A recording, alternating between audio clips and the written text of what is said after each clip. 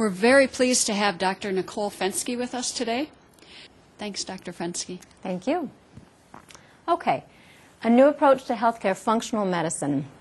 So you will learn over the next half hour or so what functional medicine is.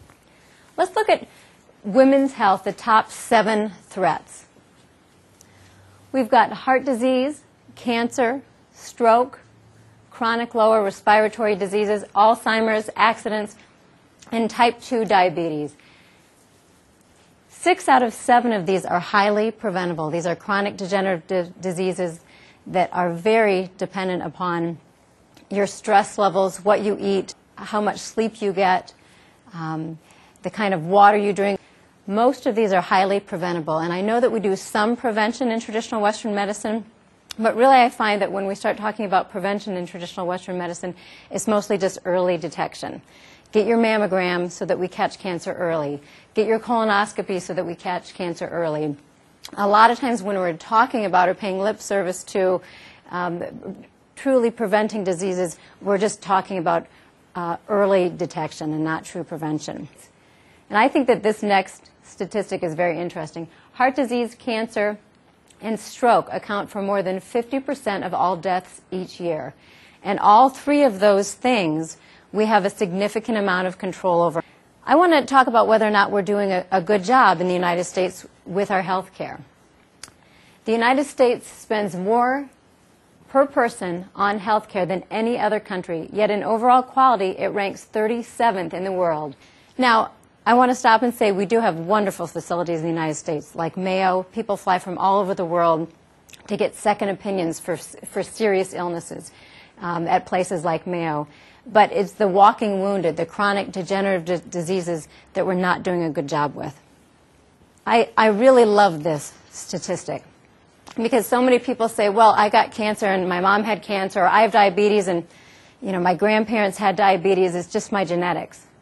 But 75% of an individual's health after age 40 is dependent upon what the person has done to his or her genes, not to the genes themselves. I always say that I have a diabetes gene, I'm sure of it. All 4 of my grandparents have diabetes.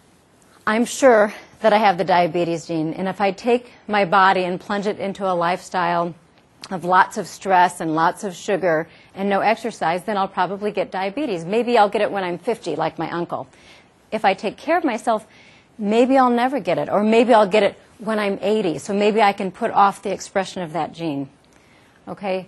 Maybe you have a breast cancer gene. Maybe you have someone in your life that has breast cancer. Maybe your mother had breast cancer. If you take that body and you plunge it into a lifestyle that includes a lot of chemicals and stress and poor diet, lots of sugar affects cancer growth, then you probably will get cancer. And that gene will express itself. So we can't, while our genes do affect our health, the majority of our health after a certain point has more to do with our everyday choices, and we can't just blame it on our genes. So here's some of the cultural challenges that we face that I think in part have created the traditional Western medical system and make it hard for us to make healthy choices. We live in a drive-through, quick-fix culture. Nutrient-deficient fast food is common. It's readily available. It's everywhere. It's cheap. Lack of rest. Most of us are multitasking and proud of it and so stressed out and have a million things going. That's a common way of being in the United States.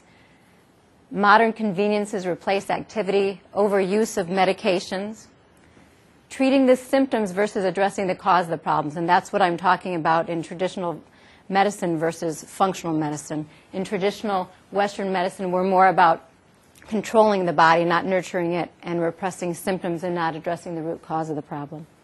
And I'm not saying that there's not a time and a place for traditional Western medicine and for symptom control. And some of these medications used judiciously and appropriately can be wonderful, but it's just that in our culture we go that route first before stepping back and saying, what can I change in my life to get to the root cause of this problem?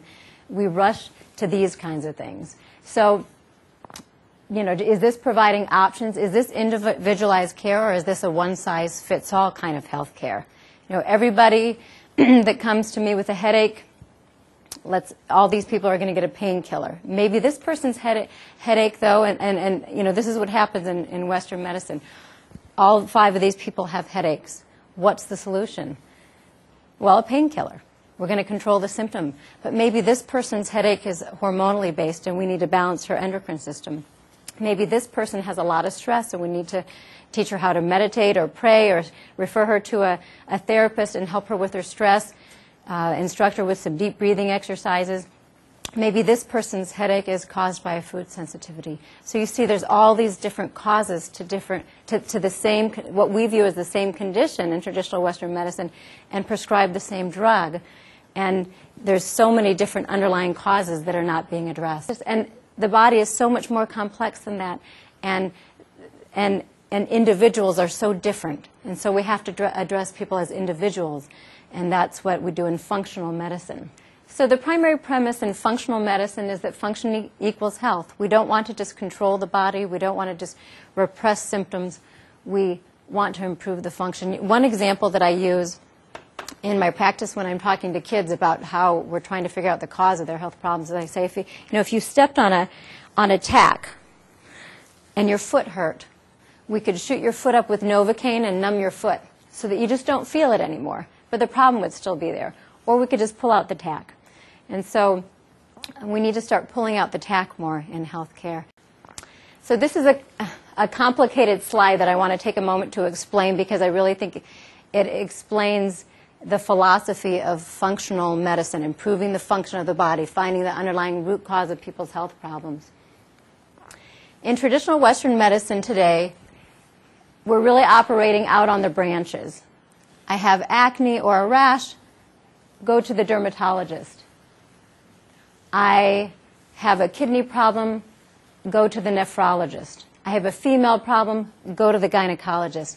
If you go to those people, though, they're only looking at part of your body. If you go to the gynecologist, they're only looking at your uterus. If you go to the kidney doctor, only looking at your kidneys. And all of these systems are connected. Functional medicine functions more down in the trunk of the tree, looking for the underlying causes of dysfunction. So maybe there's a nutritional imbalance. Maybe there's a B vitamin deficiency that's causing that acne. Maybe there is a problem with the digestive tract that's leading to an imbalance in your ecology and your digestion. And then a lot of hormone metabolism takes place in the gastrointestinal tract. So that's leading to an endocrine problem. Maybe you're stressed. Maybe there's a mind-body imbalance because you have a lot of stress. And then when you're stressed, that can affect the adrenal glands, and that can then affect the female hormones. So maybe that's what's causing a hormonal imbalance. So you can see, if you get down here and you start to normalize and improve the function of the primary systems of the body, then you're getting to the root cause of the problem. And not that we want to throw the baby out with the bathwater, it's important that we have all these specialties. In functional medicine, we look down at the fundamental biological processes through testing, through physical exam, through looking at your history of your symptoms, figure out where the problem lies, and start to improve the function of the body.